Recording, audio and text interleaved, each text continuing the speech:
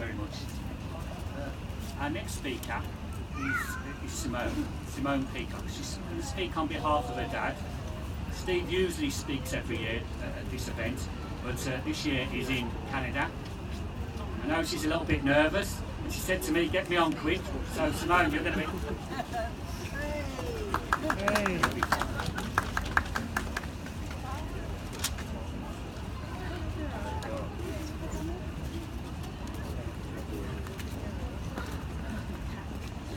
Brothers and sisters, family, friends and comrades, the message I bring today is one of solidarity from our dad, Brother Stephen Peacock, Regional Officer, Unite the Union, who many of you know would normally join us today. On Workers' Memorial Day, we usually speak about the loss of his dad, my granddad, Donald Peacock, in 1997, following exposure to the deadly dust of asbestos. But unfortunately, Dad can't be with us this year. Therefore, I am with the members of the Peacock family to remember Grandad, as we always will and always have. We are proud as a family to stand side by side with you here today and workers internationally worldwide in the continued fight for the continued improvement in health and safety in all workplaces. I can also tell you that Dad and Mum are away, but will be wearing their purple ribbons with pride today and laying flowers in a cemetery in Canada, as like us we say, remember the dead, yes, but fight for the living. Hey!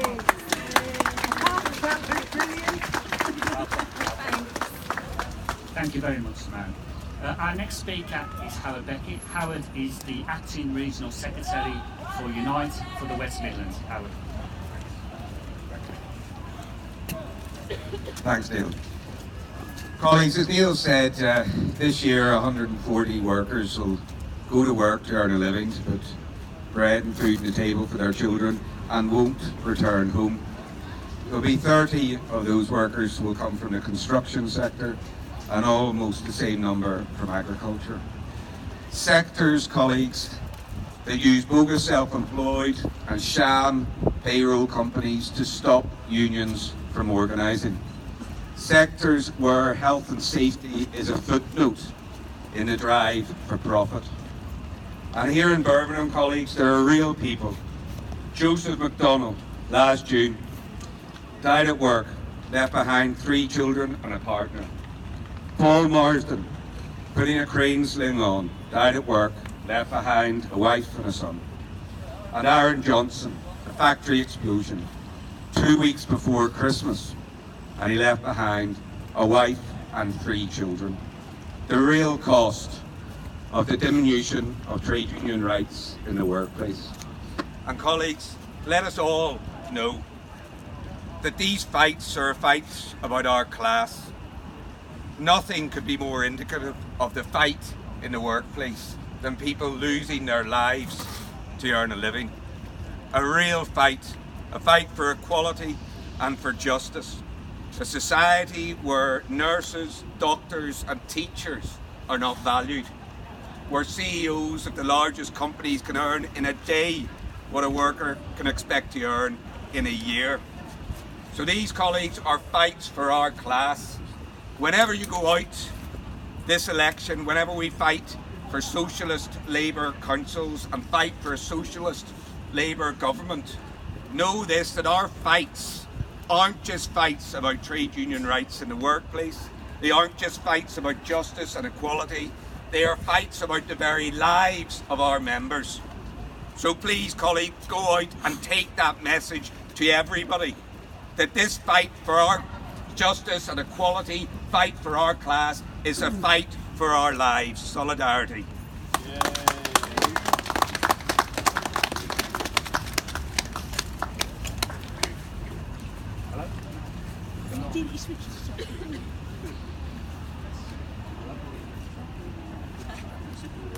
Okay, our next speaker is Steve Akers from Unison. Steve, the mic's not working.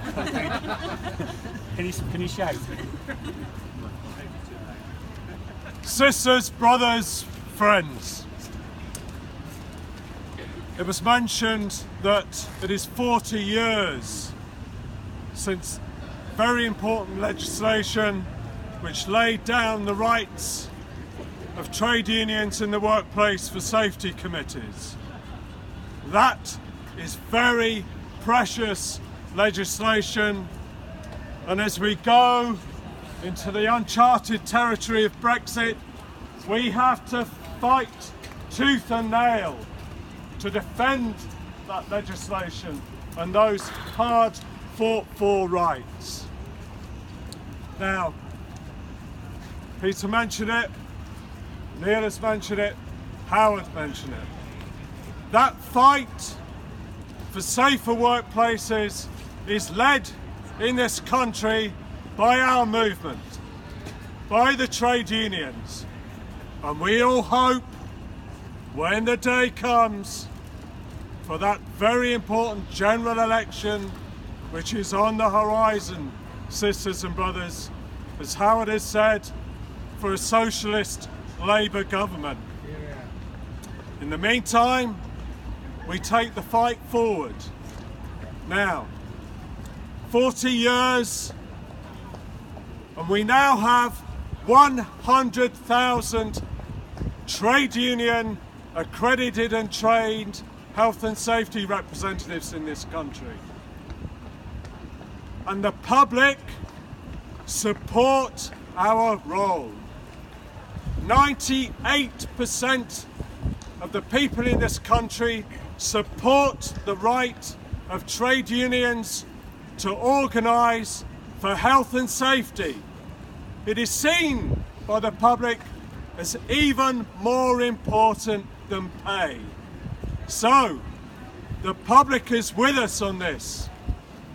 Our role is so important, and as we gather, as we do on this very special day in the Labour movement calendar all over the world, and as we say, remember the dead, fight for the living, we also, in the words of Joe Hill, say, do not mourn, don't mourn, organise.